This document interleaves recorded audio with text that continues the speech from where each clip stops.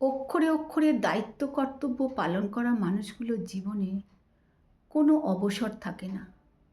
কাছের মানুষ, নিজের মানুষেরা এদের থেকে নিঃস্বার্থ অক্লান্ত পরিষেবা পেতে পেতে এটাই স্বাভাবিক, এটাই ধার্য বলে মনে করে। সবার মতো এদের মনেও যে ক্লান্তি আসতে পারে, একঘেয়েমি আসতে পারে, তা কেউ কল্পনাতেও আনে না। তারা ভালো আছে কি না, তাদের কষ্ট হয় কি না, অভিমান হয় কি না, কেউ জিজ্ঞাসা করার প্রয়োজন মনে করে না। তাদেরও যে আশা আকাঙ্ক্ষা থাকে, কেউ ভাবনার মধ্যে আনে না। অপরের যন্ত্রণা লাঘব করার চেষ্টায় থাকা মানুষগুলোর যন্ত্রণার কথা কেউ ভাবে না। অন্যের হাত শক্ত করে ধরে থাকা মানুষগুলো প্রয়োজনে হাত বাড়িয়ে দেওয়ার মতো কাউকে পায় না। কর্তব্যের রোলারে পিষ্ট হতে হতে একটু ছুটি চাইলেই এরা পেয়ে যায় হঠাৎ পরিবর্তনশীল, স্বার্থপর, আত্মকেন্দ্রিকের তকমা। তার দেওয়া যাবতীয় দান এক লহমায় মিথ্যে হতে সময় নেয় না।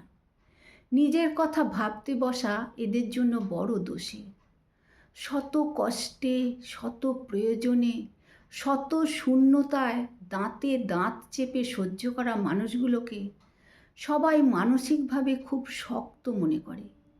কেউ জানে না ভেতরে ভেতরে এরা কতখানি দুর্বল, কতখানি ভঙ্গুর, কতখানি কাঙাল।